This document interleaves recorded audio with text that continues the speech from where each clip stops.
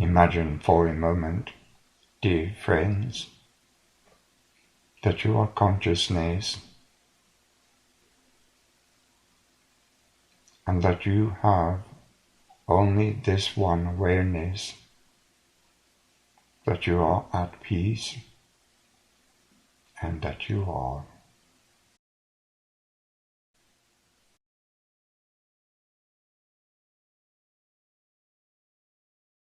One by one, we become aware of the womb, our Creator, embracing us with a knowing of the love for us so great that it birthed us into existence.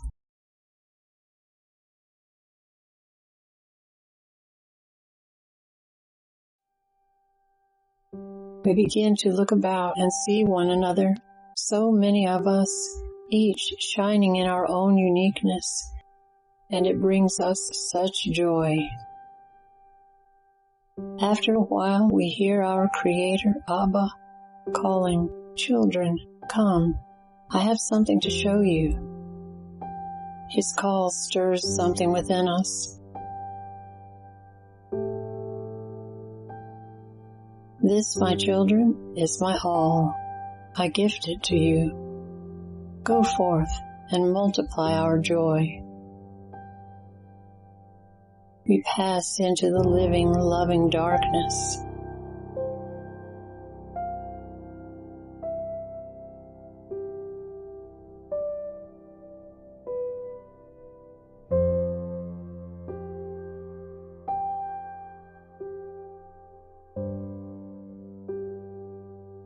How long we have been playing in the all, we do not know.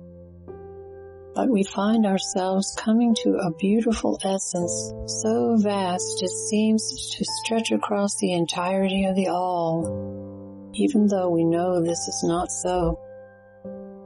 In groups, small and large, others singularly, we explore this gift, obviously laid before us by our Abba, each experiencing in our own way, according to the uniqueness gifted to us at our birth. Every space, every movement, every nuance offers a journey of unfoldment unto itself.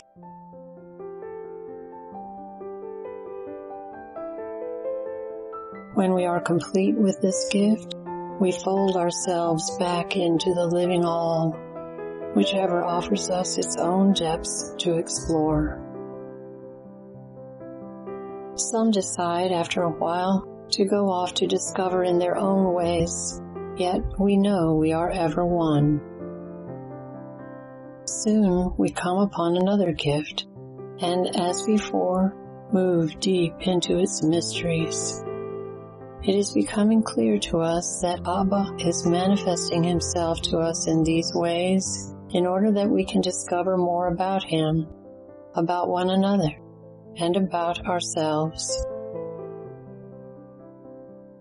Again, when we are complete with this experience, we gather in the all to share our discoveries, and we see in this sharing how our joy grows. It is wondrous. Then, as we are delighting in yet another gift, we become aware how, in the center of our being, each experience has interwoven with the last, and with the one before it, and we are beginning to understand how we are indeed multiplying our joy. We just heard his laughter, and then we know he is listening and experiencing along with us. With this next gift, we discover that we can express some of our consciousness into it and yet remain outside it and still receive its blessings. We are experiencing ourselves experiencing. We are so excited about this discovery that we reach out to share it with our brethren who are exploring the all. And wonder of wonders, we feel them receive and know our discovery. and then they share with us theirs. And in a miracle of oneness, we know it all together, even though we are scattered across the all. In our shared jubilance, we realize because of it, we are actually creating. We decide to rest into our new knowing in celebration of our journey, celebrating ourselves, creation, and the creator of it all. And a peace steals all throughout us. It is the peace we knew at the moment of our birth. We reach out to Abba and feel Abba reaching for us. And when we look back upon our journeys, we see that He has always been with us and shall ever be. He comes suddenly into our midst and tells us, "While I am ever home to love you again and again, I am also ever with you as you explore the magnificence of yourselves and one another. And I'm here. Come with me to where I am ever expanding my word, finding ways to delight you in your discoveries." We follow Him, and now stand in awe before His majesty. We know it to be pure potential unfolding.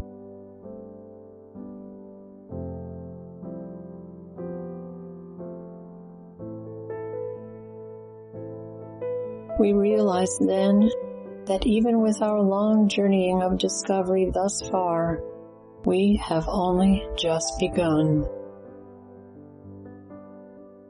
We are still reverberating with this knowing when Abba invites us to follow Him again, this time to a part of the all near the unfolding of His Word. He tells us, "While you have been discovering yourselves and creating in the potentials of utter freedom, brothers and sisters of yours here are discovering themselves through binding freedom up in illusion." As we try to understand what He is inviting us to know, we look about for our brethren. At first we cannot find them, and then we see it, suspended there in the darkness. Could it be? Is Abba telling us that they are inside this tiny speck of light? Yes, they are within this light of their creation. You cannot imagine the beauty they have created unless you see it for yourselves. They have created need and caused it to coexist with beauty, intending to call forth greater than the need from within self, and thereby more perfectly reveal the pure and eternal within.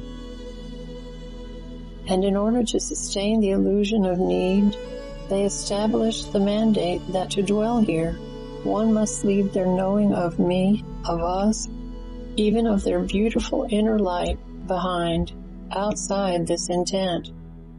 So, their journey against incredible odds they create is to remember, to come to know themselves and love itself to be far greater than any limitation.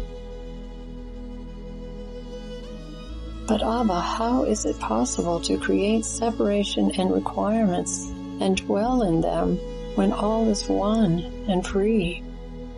We cannot fathom this.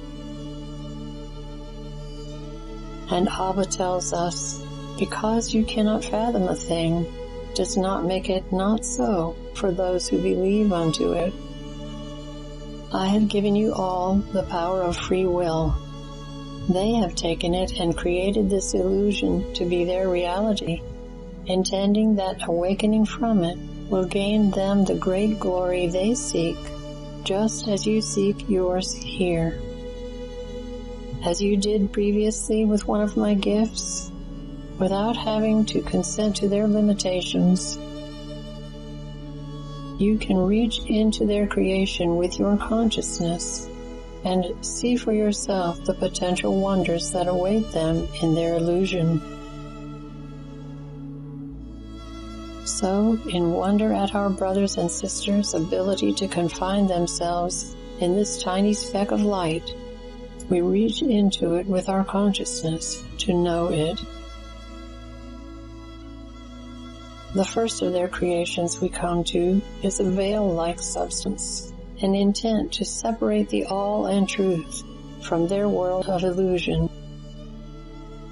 Below the veil is one exquisite realm after another, each separated by its own veil. There are major realms, sub-realms and dimensions, sub-sub-realms and more dimensions, on and on. Various congregations, separated according to certain agreements they wish to explore. Through the power of their group belief, they have managed to create the illusion of a vastness akin to the all, yet within a structure infinitesimal compared to our Abba's ever-expanding word.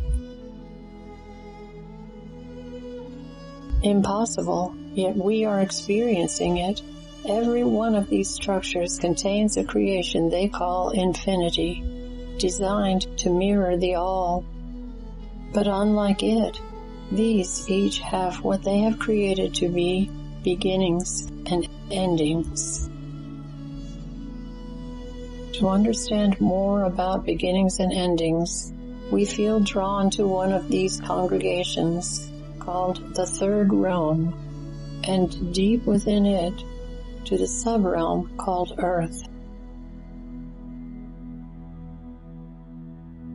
After a while, one in our midst calls us to see how they have structured their creations to have freedom, but only within the parameters for which each creation was designed.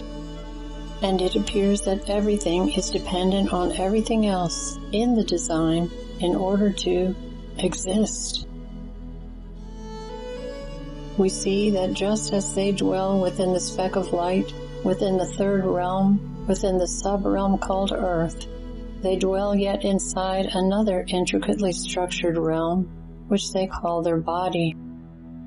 We witness their journeys of beginnings to endings, the glory and wonder, and joy and beauty.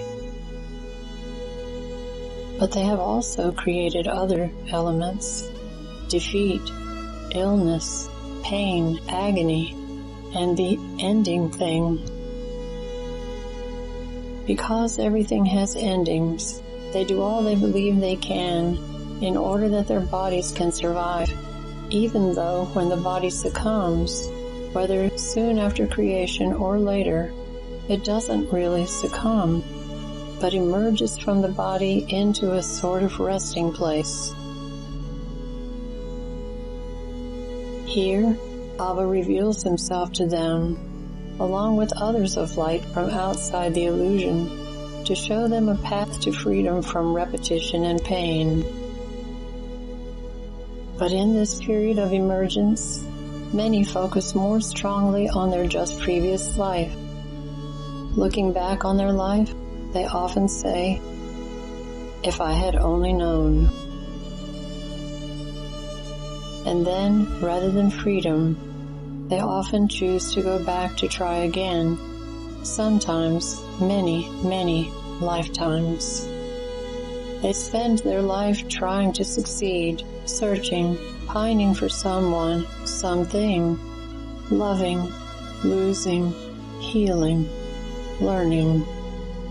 Mired in the power of their will, the same will that chose to forget, their learning mind augurs them deeper into the illusion, seeking to learn and understand from within the illusion truth, which can never be grasped because it is freeborn. In their original intent, they were programmed to not remember what they would be searching for. So their auguring continues into finding just the right belief system, modality, technique, when what they truly want is no need for it. Freed to where nothing is errant or wrong or missing, but whole and ever expanding in mystery and grandeur. Only when the illusion is released of the need to learn can there be the reuniting with all that knows. Only when the illusion of imperfection is freed will the truth of oneness be restored in all that is. When they're in that place of rest, of emergence, even with those from outside the illusion helping them see that they can choose freedom, the creation is designed to have them believe they need to keep seeking, designed to lure them to progress to the next realm. So if they don't choose to return to their previous realm, rather than freedom, they will almost always choose the next realm, each more beautiful than the previous, forgetting that this is but a tiny speck in the all awaiting them. We realize that Abba has come into our midst. He embraces us, and we feel his embrace of this illusion equal to the all. Our peace is restored. He fills us with compassion and love for their journey, as he explains, upon departure from their realms, some do reclaim their unlimited self. But it was known by beautiful brethren of yours long, long ago that most here would become so captivated by the illusion so as to have their original intent and path obscured, and would require assistance to be set free from progressive journeys in realm after realm. A plan was devised that would require eons in order that it could eventually be presented in a way so as not to infringe on their free will choice of the illusion, but simply offer an opportunity.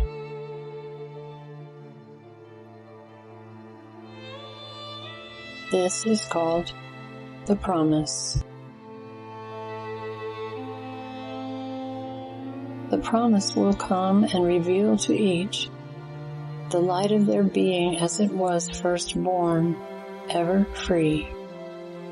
In that revelation, the way will be opened that they can then choose to depart their creation or continue their progression. Either way, they will one day choose freedom, and either way, I am always with them as I am always with you.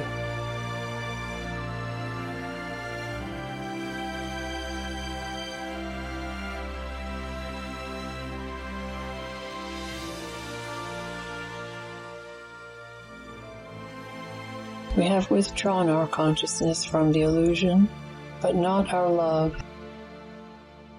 While we will continue creating with our brethren across the living all, deepening our wonder in the joy of freedom, a part of our beingness will remain here with these brethren. And whenever they each or all awaken from their illusion, we will rush home with them to the embrace, where they can tell Abba and all of us about their wondrous journeys, and we will share with them ours. And before we go off to explore anew, Abba and we will sing the song of life together again.